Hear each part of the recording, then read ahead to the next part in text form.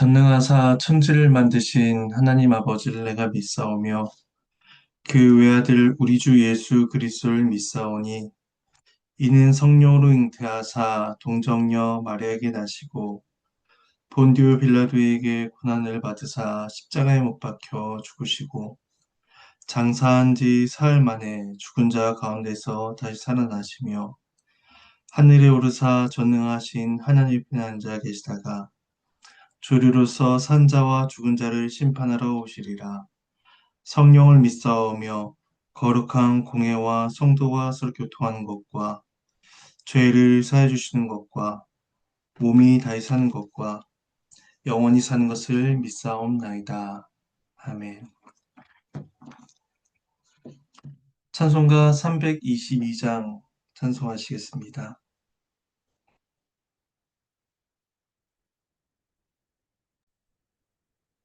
322장 1절과 3절을 찬송하시겠습니다.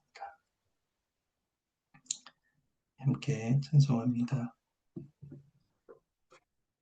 세상의 헛된 신을 버리고 하나님 이름 높여 기리세 온 천하 백성 모두 나와서 다 같이 하나님만 섬기세. 주님의 백성 서로 해하려 시기와 미움 아주 버리고 하나님만을 홀로 섬기는 천국을 어서 이뤄 주소서. 아멘.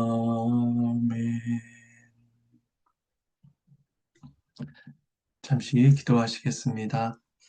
하나님의 은혜에 감사를 드립니다. 이 시간 시편 말씀을 통해서 주님의 뜻을 구하오니 우리를 깨우쳐 주시고 주의 뜻을 분별하여 우리의 믿음과 삶에 적용하도록 도와주시옵소서. 감사를 드리옵고 이 모든 말씀 예수님의 이름으로 기도합니다. 아멘. 오늘 함께 보실 말씀은 시편 122편과 123편의 말씀입니다. 네, 본문을 살피는 가운데 말씀을 봉독하도록 하겠습니다. 먼저 시편 122편은 예루살렘에 도착한 시인이 그곳에 도착한 많은 순례자들과 또 예루살렘의 그런 영광스러운 모습을 보며 찬양하는 시편입니다. 매주일 주의 몸된 교회로 나아가는 우리들에게 이러한 기쁨과 찬양, 또 영광과 기도의 고백이 있기를 소망합니다. 1절과 2절 말씀을 봉독하겠습니다. 사람이 내게 말하기를 여호와의 집에 올라가자 할 때에 내가 기뻐하였도다. 예루살렘아 우리 발이 네 성문 안에 섰도다. 하나님의 말씀입니다. 시인은 여호와의 집에 올라가자는 그 다른 사람의 제안을 듣고 기뻐합니다. 성전을 향한 여정이 고되고 힘든 길이라는 것은 분명한 사실이었는데 그 길의 여정이 얼마나 두렵고 또 하나님의 도움이 필수적인지 바로 앞서 121편을 통해서 생각해 볼 수가 있습니다. 이러한 어려움, 고난에도 불구하고 시인이 여호와의 집에 올라가기를 기뻐한 것은 그곳에 하나님의 임재와 예배에 대한 기쁨이 있기 때문입니다. 물론 성도가 어디 있든지 간에 하나님은 함께 하시며 그 사람의 형편을 살펴주시지만 특별히 하나님은 예배라는 반편을 통해서 하나님과 성도가 교제할 수 있도록 하셨습니다. 그 일이 이루어지는 곳이 여호와의 집 성전이었기 때문에 이제 이 시인은 여호와의 집에 올라가기를 기뻐합니다. 우리는 예루살렘으로 가는 이 일이 성도 한 개인에게서만 나타나는 일이 아님을 기억해야 합니다. 내가 혼자 가겠다. 당신이 가든지 말든지 알아서 해라. 이렇게 말하지 않습니다. 본문에서 한 성도는 한 또 다른 성도에게 여호와의 집에 함께 올라가자 제안을 하고 있고 그 말을 듣는 사람 역시 기쁨으로 반응을 합니다. 이처럼 신앙생활은 개인주의적이지 않고 언제나 공동체성을 가집니다. 함께 나아가자고 권면해야 하며 그 권면을 불편해하지 말고 기꺼이 받아들여야 하는 것입니다. 마침내 시인은 예루살렘 성문에 도착을 합니다. 함께 온 무리와 성문 안에 발을 내디뎠고 이제 그 안에 서자 시인은 예루살렘에 왔음을 실감하며 예루살렘에 우리 발이 성문 안에 섰다라고 이렇게 외치고 있는 것입니다. 앞서 시편 120편에서 메색과 게달과 같이 화평이 없는 곳을 살아가다가 이제 평화가 가득한 예루살렘에 오니 그 기쁨은 이루 말할 수 없었을 것입니다. 자신을 해하려 하는 낮의 해와 또 밤의 달로부터 보호를 받고 이제 안전한 예루살렘에 이르렀으니 감사가 그 마음에 솟구쳤을 것입니다. 이제 3절과 5절 말씀을 봉독하겠습니다. 예루살렘아 너는 잘 짜여진 성읍과 같이 건설되었도다. 지파들 곧 여호와의 지파들이 여호와 이름에 감사하려고 이스라엘의 전례대로 그리로 올라가는도다. 거기에 심판의 보좌를 두셨으니 곧 다윗의 집의 보좌로다. 하나님의 말씀입니다. 시인은 자신의 눈앞에 펼쳐진 예루살렘을 보며 찬양을 합니다. 먼저 첫 번째로 그가 본 것은 잘 짜여진 성읍입니다. 아마도 예루살렘은 성체를 중심으로 여러 많은 건물들이 질서 있게 형성되어 있었을 것입니다. 하지만 이 잘 짜여진 성읍이다라는 것은 단순히 건물과 도로들이 잘 정비되어 있다는 것이 아닙니다. 예루살렘이 그렇게 잘 짜여질 수 있었던 까닭은 하나님의 지혜로우시고 공의로우신 통치가 있었기 때문입니다. 이처럼 하나님께서 그러한 성읍을 만드시기 위해서는 대리 통치자인 왕들을 통해서 그 예루살렘을 운영케 하셨고 이제 그러한 결과물이 이제 예루살렘 성을 통해서 잘 드러나고 있었던 것입니다. 그래서 시인은 그러한 예루살렘, 더 나아가 하나님의 통치를 보면서 빈틈이 없이 잘 짜여졌구나 이렇게 하나님의 영광을 찬양합니다. 시인이 두 번째로 본 것은 여호와의 지파들입니다. 예루살렘 안에는 하나님을 예배하러 온 순례자들로 가득했습니다. 이들은 각기 다른 곳에서 다양한 모습으로 살아왔을지라도 하나님을 향한 공통된 믿음과 신앙이 존재했습니다. 그러하기 때문에 여호와의 이름에 감사하기 위해 전례에 따라 예루살렘으로 모이고 있는 것입니다. 하나님께 나오는 가장 근본적인 이유는 그들 안에 감사가 있었기 때문입니다. 하나님께서 그들에게 베풀어 주신 일에 대한 감사, 그 삶의 모든 형편 속에서 함께 하신 감사, 그것들을 기억하고 또 함께 고백하기 위해서 그 많은 여호와의 지파들이 주 앞에 모여왔습니다. 마지막으로 시인이 본 것은 그 안에 있는 심판의 보좌입니다. 하나님은 예배를 받으실 뿐만 아니라 공의로서 이스라엘을 다스리시는 분이십니다. 하나님의 나라는 힘과 압제, 공포, 이것으로 다스려지는 나라가 아니라 의와 공평으로 세워지는 나라입니다. 그 시인은 이 심판의 보좌를 다윗의 보좌와 연결하여 고백하고 있습니다. 이 다윗의 보좌는 하나님께서 베푸신 그 다윗 언약을 상기시킵니다. 하나님께서는 그 언약을 통해서 의의 왕이신 그리스도께서 오실 것을 약속하셨으며 이제 그리스도를 통해서 이후에 하나님 나라의 통치를 실현시켜 주십니다. 이제 시인이 그 예루살렘에 이르렀을 때에 예루살렘 성과 그 안에 가득한 여호와의 백성들 또 그곳의 중심에 있는 심판의 보좌 다윗 언약을 기억하면서 이제 하나님의 은혜를 찬양하고 영광을 고백하고 있습니다.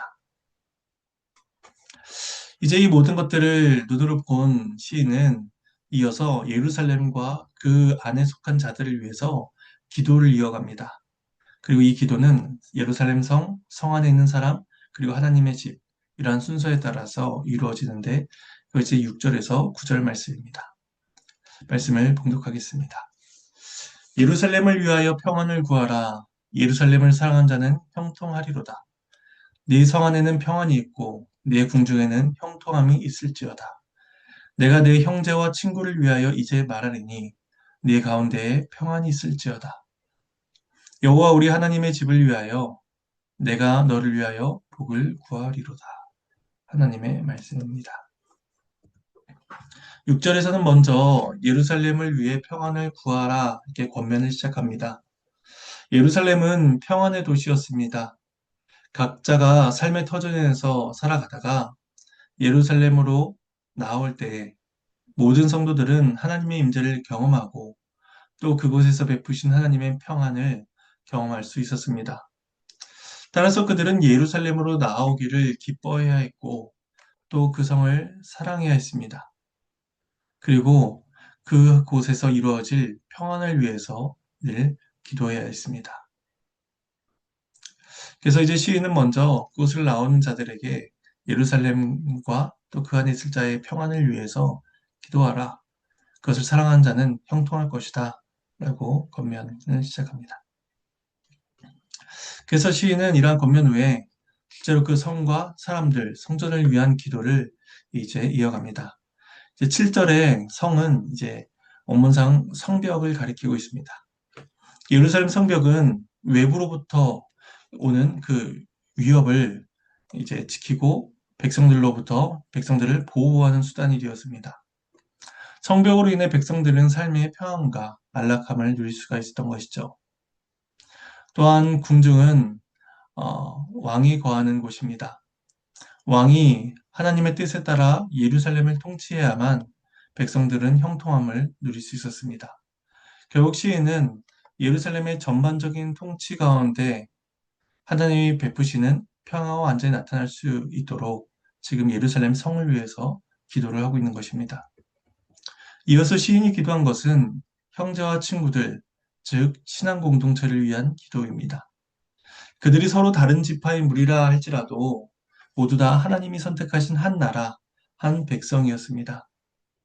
그러니까 그런 사람들이 점점 많아져서 우리가 함께 여호와의 집에 올라가자 라고 이렇게 말할 그런 대상들, 공동체가 많아져야 했습니다. 제 시인은 그러한 형제, 친구들을 위해서 기도하라 이렇게 제안하고 있는 것입니다. 그리고 마지막으로 시인은 하나님의 집을 위해서 기도합니다. 1절에서는 여호와의 집으로 표현되었다면 이 마지막 9절에서는 여호와 우리 하나님의 집이다 라고 표현이 되고 있습니다. 그 집에 거하는 성도들은 하나님의 자녀로서 하나님을 아버지로 보시며 그 집에 살게 됩니다. 그리고 그러한 자들에게는 하나님의 복이 임할 것입니다. 하나님께서 그 복의 근원이 되시기 때문입니다. 그래서 시인은 그 성전, 이제 그 안에 거하는 자들을 위해서 기도하고 이제 오늘 시편이 맞춰지게 됩니다. 그리고 이어서 123편은 예루살렘 성전에서 하나님께 기도하는 성도의 모습이 나타나고 있습니다. 시편 123편 1절과 2절 말씀을 봉독하겠습니다. 하늘에 계신 주여 내가 눈을 들어 주께 향하나이다. 상전의 손을 바라보는 종들의 눈같이 여주인의 손을 바라보는 여종의 눈같이 우리의 눈이 여호와 우리 하나님을 바라보며 우리에게 은혜 베풀어 주시기를 기다리나이다. 하나님의 말씀입니다. 시인은 눈을 들어 하늘에 계시는 주님을 바라봅니다. 하나님은 하늘 어디에나 존재하시며 만물을 다스리시는 분이십니다. 시인이 그러한 주님께 눈을 들어 향한다는 것은 그 하나님만을 신뢰하며 하나님에게서만 도움을 구하겠다라는 그러한 간절한 자세를 보여줍니다. 이어서 3절과 4절에서 살펴보게 되겠지만 시인의 주변에는 멸시와 조소가 가득했습니다. 그러니까 환난과 공고가 그의 삶의 주변에서 차고 넘치며 그를 압박하고 있었던 것이죠. 그래서 그가 의지하고 바랄 것은 하늘 보좌에 앉으사 자기 백성을 다스리신 하나님의 은혜뿐이었습니다. 지금 이 말씀을 듣는 우리는 우리들의 눈이 어디를 향하고 있는가? 생각해 봐야 할 것입니다. 세상에 눈이 고정되어 있다면, 세상에서 만족과 기쁨을 누리고 있다면, 우리는 그 시각을 이제 하늘로 옮겨야 될 것입니다. 우리의 눈이 이 땅이 아니라 하나님을 향할 수 있도록 주의 긍휼을 구하고 우리의 눈을 하나님께 고정해야 할 것입니다. 시인은 하나님의 도우심을 바라는 자신의 자세가 상전의 손을 바라보는 종의 눈과 같다라고 고백을 합니다. 여기서 종은 흔히 생각하는 노예가 아닙니다. 이스라엘 백성들은 어떠한 이유로 파산하게 된다면 자신의 유일한 자산인 노동력을 팔아야 했고 6년 동안 다른 이스라엘 백성의 집에 들어가 종으로 섬겨했습니다. 그 기간 동안 주인은 동족인 이스라엘 백성, 그 형제를 보호하고 그가 다시 자신의 삶의 터전으로 돌아갈 수 있도록 그가 회복되는 그 기간을 도와했던 것입니다. 그래서 주인은 종에게 생명을 베풀고 종은 그로 인해 회복과 구원을 경험할 수 있었던 것, 그것이 하나님께서 이스라엘에 베풀어 주신 종의 제도였습니다. 따라서 본문에서 종이 상전의 손을 바라본다는 것은 주인으로부터 베풀어지는 선, 구원, 복들을 바라본다는 것입니다. 신은 이제 그런 마음으로 하나님을 바라봅니다. 특히 그 하나님을 바라볼 때 은혜를 베풀어 주시기까지 그렇게 기다립니다. 은혜를 베풀어 주신다는 것은 은혜를 베풀어 줄 때까지 그때까지 바라보고 있다는 것입니다. 왜냐하면 상전이 은혜를 베풀지 않으면 종은 살 수가 없습니다. 하나님께서 은혜를 베풀어 주지 아니하신다면 성도는 결코 살아갈 수가 없는 것이죠. 따라 시인은 자신의 마음, 시선, 관심 모든 것들을 다른 데 두지 않고 오직 하나님께만 두겠다라고 고백합니다. 그 시인이 하나님의 은혜를 구하고 있는 까닭이 이제 3절과 4절에서 나타나고 있습니다. 말씀을 봉독하겠습니다. 여호와여 우리에게 은혜를 베푸시고 또 은혜를 베푸소서. 심한 멸시가 우리에게 넘치나이다. 안일한 자의 조소와 교만한 자의 멸시가 우리 영혼에 넘치나이다. 하나님의 말씀입니다. 이제 이 시인에게는 심판과 멸시, 조소들이 넘치고 있습니다. 어, 시인이 얼마나 괴롭고 절박한지 은혜를 베푸시고 베푸소서라고 반복하며 말하고 있는 것이죠. 이 넘친다, 멸시가 넘친다라는 것은 이제 문자적으로 심히 배가 부르다라는 뜻을 가지고 있습니다. 그 기쁨과 평안으로서 그 배가 부르고 만족스러워야 하는데 그는 그렇지 못하고 심한 멸시와 조롱으로 배가 꽉 차서 고통스러워하고 있는 것입니다. 게다가 이 고통이 영혼에 넘치고 있으니 단순한 고통이 아니라 존재 자체를 위협하는 심각한 수준이었음을 짐작할 수가 있습니다. 그래서 그는 은혜를 베푸소서, 베푸소서라고 반복하여 기도하고 있습니다. 그렇다면 어떤 사람들이 이런 고통을 가하고 있는 것일까요? 그들은 안일한 자와 교만한 자로 설명되고 있습니다. 자신들의 안락함에 취해 하나님을 인정하지 않는 사람들입니다. 하늘에 계신 하나님을 인식하지 않고 자신이 스스로 왕이 되어 살아가는 그러한 사람들입니다. 바로 복음을 미워하고 대적하는 모든 사람들인 것이죠.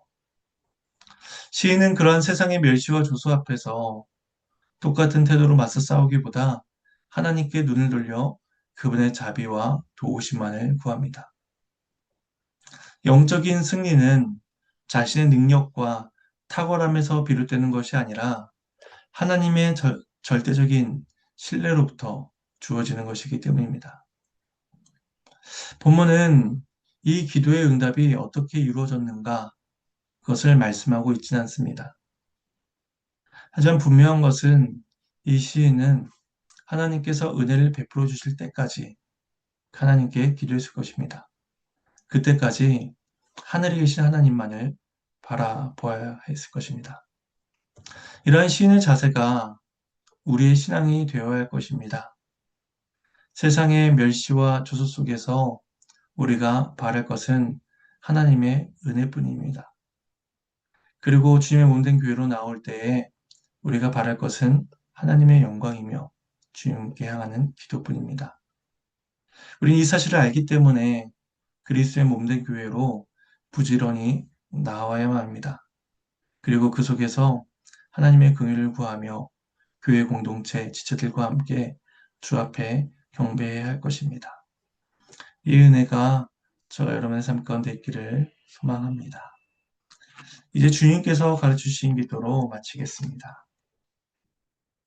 하늘에 계신 우리 아버지여, 이름이 거룩히 여김을 받으시오며 나라가 임하시오며 뜻이 하늘에서 이루어진 것 같이 땅에서도 이루어지이다. 오늘 우리에게 일용할 양식을 주시옵고 우리가 우리에게 죄 지은 자를 사하여 준 것 같이 우리 죄를 사하여 주시옵고 우리를 시험에 들게 하지 마시옵고 다만 악에서 구하시옵소서. 나라와 권세와 영광이 아버지께 영원히 있사옵나이다. 아멘.